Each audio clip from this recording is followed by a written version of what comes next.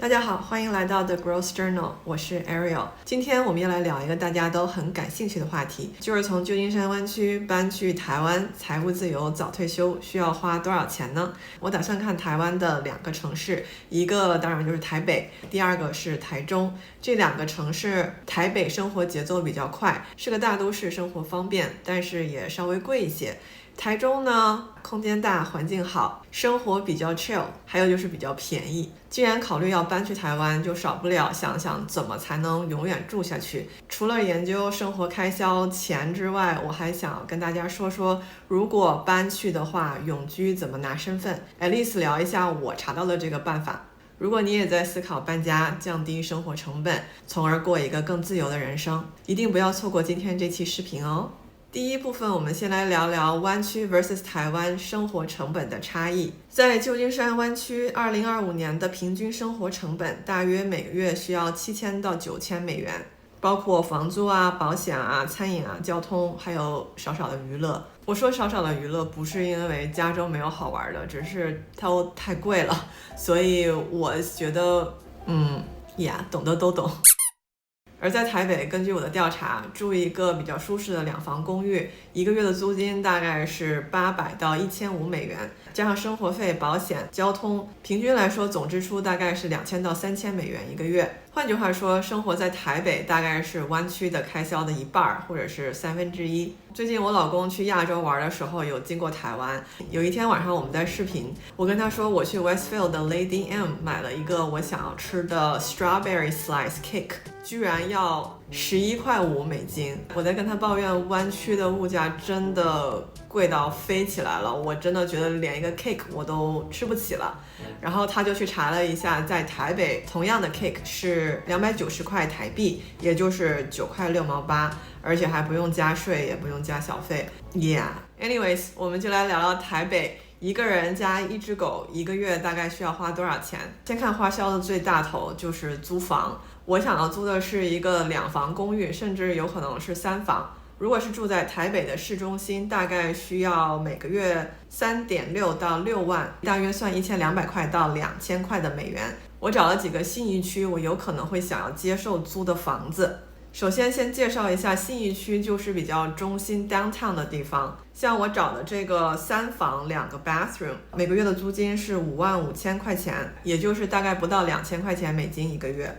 Chances are 我并不想住在信义区，因为那个对我来说太市中心了。我在美国就是住在郊区，对那种很集中的位置有点过敏，所以我就去查了一下，根据我的喜好会更想要住在台北的哪里。查的条件是希望有大自然，适合狗狗，尤其是年长的狗狗，还有小资一点的，有咖啡厅啊、书馆啊，让人觉得 peaceful 又 relax 的地方。根据我的生活方式，我查到在台北我更适合住在士林、天母那块儿。第2个适合我的地方就是北投区，所以我就去研究了一下这2个地方的租金。首先我查了一下士林和天母这2个不同的区域，其实它们也没有很远，之间的距离大概是3公里，也就是说骑车10分钟。我们先来看看士林、天母那块儿。首先它的 vibe 是比较 upscale， 适合 international 从国外搬来的人。它的位置离爬山还有公园都很近。这个区的好处就是它的公寓通常面积都稍微大一些，养狗的人也更多一点。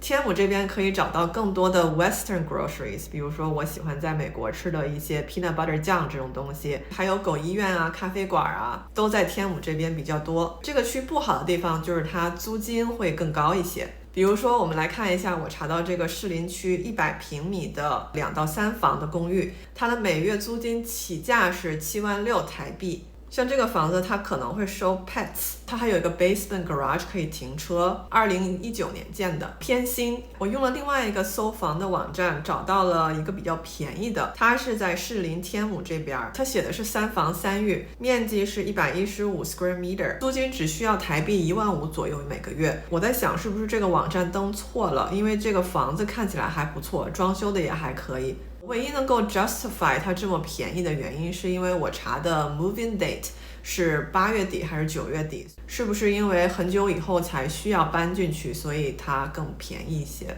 不知道的台湾同学请帮我解答。OK， 那我们就来看第2个更适合我住的区域，北投区。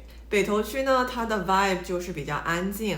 这个区离阳明山比较近，可以找到温泉呀，还有 dog friendly 的 trails， 容易到大自然里。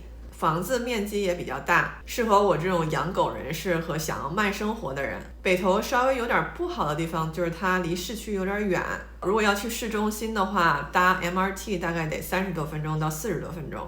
我在北投没有找到太多在出租的公寓，所以我就只能找这个我比较梦想中的公寓。不能说梦想吧，因为也没有那么好，但是就是比我本来想要租的更大一点的公寓，是一个全新的3房，它的 asking price 是13万台币一个月，也就是快要4500美元。说实在的，可以赶上我现在在湾区的房子的 monthly pay 差不多了。但是这个房子是全新的，它是还在建，2024年有建好的，大概是92 square meter， 有3个房间，2个浴室，还有一个 parking space， 有可能可以带狗。我一直幻想，如果住在一个城市，就应该住这种稍微高一点的楼层，最好是 penthouse， 就是最上面那一层。每个房间包括客厅都有这种大窗户，可以看到很漂亮的 city view。这个北投的 apartment 就稍微有点达到那个意思了，我很喜欢这种。OK， 我们刚刚看了台北的3个区域的不同的房租，第一个是信义区，第2个是士林区，第3个是北投。目前我找到这个北投的房子是最贵的，但是也是我更想要住的一个。接下来我们来看一些其他需要每个月花的钱，比如说水电网，通常冷气会比较常用，我们就算台币3000到5000一个月，也就是100到200美元。手机加网络大概是台币900到1500，也就是30到50美元。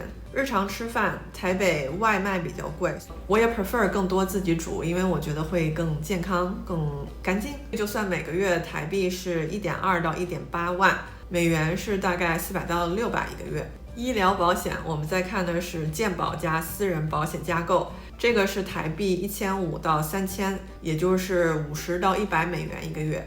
交通费用，这里算的是捷运打车，偶尔租车，台币是2100到3600，也就是美元70到120一个月。最后一项就是娱乐休闲，包括咖啡馆、餐厅，有可能加点短途小旅行，一个月是4500到9000台币，也就是150到300美元。合计下来每个月的开销，如果住在信义区的那个房子的话，大概是台币6.6万到11万，也就是美元2200到3600一个月。如果住在士林区，我们刚刚看那个房子是76000一个月起价，加上最少3万的生活开销，也就是大概台币106K 到15万。15万算的是5万的生活开销，加上那个房租，我们算10万一个月吧。这个也就是约等于3500到5000美元一个月，也还可以。北投是刚刚说的最贵的那个房子嘛，每个月是13万台币，再加上生活开销，每个月大概是16万到18万，也就是大约于5300到6000美元一个月。不管怎么样，算起来还是比湾区便宜啦。看完了台北，我们就把视角挪去台中。我的需求还是没有变，租房条件是最起码2个卧室，有可能到3个卧室，然后 preferable 有2个浴室以上。希望租一间最少有50平，也就是165平方公尺以上的房子，比较新，可以养狗。生活偏好喜欢自然、书店、咖啡，还有偶尔出去 shopping 很方便的地方。我的FIRE目标是过一个舒适但是不需要很奢侈的生活，每月支出希望可以控制在合理的范围内。台中我查到最适合我的需求住的几个区，包括第1个是南屯区，第2个是西屯区，第3个是北屯区，第4个是西区。我觉得这些区的名字都还蛮好说的。OK， 我们就先来看南屯区它的特色。南屯区比较是一个新社区，公园多，靠近 IKEA， 还有文心森林公园，还有捷运站啊，购物也方便，环境比较新。这个区的每个月租金大概是28000到4万台币，也就是875到1250美元。如果看西屯区的话，它的特点是有商场、公园，交通方便，它有自然，有公园，还有很多百货。每个月的租房稍微贵了一点点，是3万到4万5台币，也就是940到1400美元。北屯区的特点是自然环境比较多，比较安静，更适合我爬山带狗玩。每个月的房租 range 大概是台币25000到38000，也就是美元780到1200。最后就是西区，西区的特点是比较文青，小资咖啡馆多，比如诚品、绿园道、公园、书店。它的租金也是这4个区里面偏高一些的，每个月要32000到5万的台币，也就是1000到1600的美元。根据这几个特点看下来，我觉得最适合我综合一点住的房子在南屯，所以我就去南屯找了几个公寓看看。第一个，咱们来看这个2房2浴2厅的大公寓，它每个月的租金是39500台币，也就是不到1400美元。它 list 出来的面积真的很大，58平，美国喜欢用 square feet， 所以我换算一下大概是2100 square feet， 这个还真挺大的对我来说。这样看一下房租就比台北那些要便宜多了。我平时有一个爱好就是喜欢逛房子，那我们就看一个更大一点的。来看一下这个每个月需要6500块，它有3房2厅2个浴室，64平，也就是2300 square feet。我也是最喜欢它的装潢，就是感觉很 minimalistic， 很舒适又很宽敞又比较明亮的感觉。接下来我们就来看看住在台中的生活成本。租房平均来看大概是38000到5万台币一个月，当然我们看了几个更贵的，不管怎么说也是2000美元一个月以下吧。水电费、网丝费加网络每个月算3500台币，也就是大概110块美元。手机费700台币，22美元。食物包括自己煮，还有一些外带加上咖啡，一个月算18000到22000台币，也就是560到690美元。交通咱们包括捷运、机车还有 Uber， 一个月算2000台币，也就是大概65美元。宠物相关包括狗粮啊、看诊啊、美容，每个月算3000台币，95美元。娱乐、健身、书店每个月花3500到5000台币，也就是每个月110到155美元。医疗啊、健保啊，这个每个月算2000台币，也就是65美元。小旅行加一些弹性消费，每个月算3000到5000的 buffer money， 也就是95到155美元。这么算起来，每个月的花费如果是节省一点的话，大概得6700台币，也就是2115美元。如果想要过得自在宽裕一点呢，每个月花78000到88000台币，也就是2400到2800美元。咱看完了台中的 cost of living， 就来做一个对比吧，台北 versus 台中。在台北我每年可能会花36000到72000美元，在台中住我每个月会花25000到36000美元。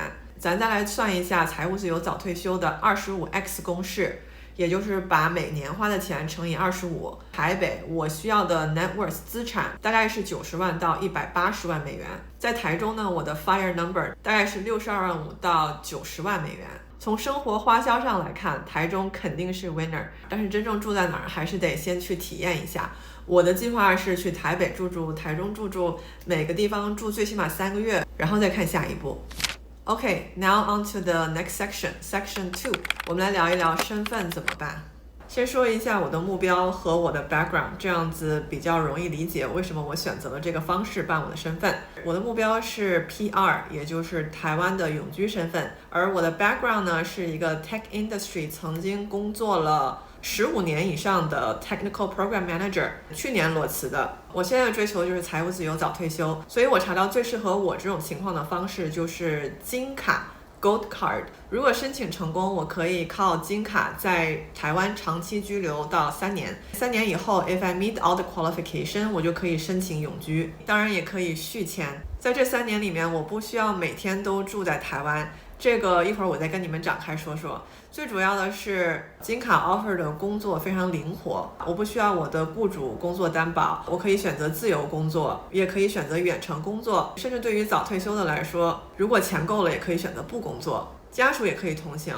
比如我通过了金卡的申请，那我可以带上我老公，我们俩一起去台湾住。还有可以 qualify 医疗，台湾的医疗根据我的调查是属于 quality 又好efficient 又高，费用比较低，非常适合长期居住。Before I dive deeper into 我打算怎么运用我的金卡，我先 generally 跟大家说一下金卡它到底是怎么申请，谁可以 qualify。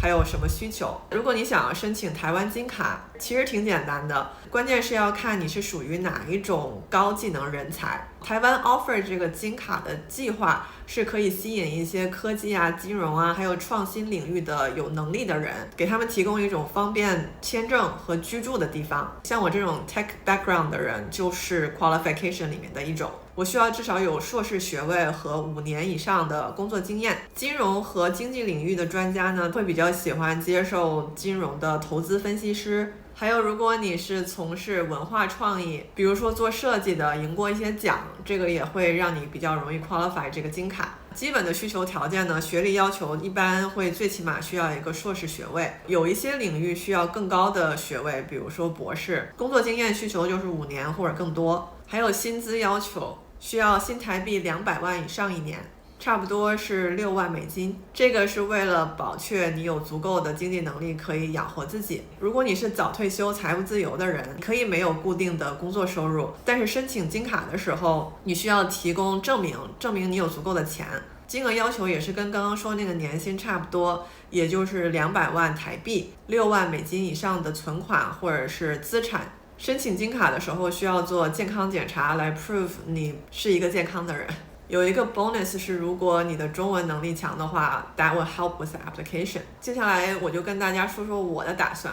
这个金卡我申请被 approved 了以后，这3年里面，我每年只需要在台湾待183天以上，也就是半年以上，就可以在3年以后继续延期金卡或者是申请永居。 That's provided 我在台湾没有不良记录，保持健康，甚至不需要去工作。你每年在台湾待的半年以上的183天是不需要连续的，也就是说我可以在美国冷的时候11月到4月住在台湾，然后其他时间我住在美国。或者如果你是2个人，像我跟我老公就讨论过我们怎么搞这个事情，可以有一个 sequence， 就是他去台湾住3个月，回来3个月，然后再去3个月，回来3个月，这样子。如果我在台湾每年居住在183天以上，我就是一个税务居民，即使我的收入都是来自于美国，我还是需要在台湾报税，但是可以申请国外收入免税。举个例子，我在台湾住6个月，但是我继续给美国的客户远程工作，收入会进我的美国的银行账户，但是这种情况下我还是一个台湾的税务居民，需要申报这笔美国的收入。通常这部分是可以不征税，可以利用国外收入免税条款。但是如果我每年在台湾住的时间不到183天，我也就不是一个税务居民了。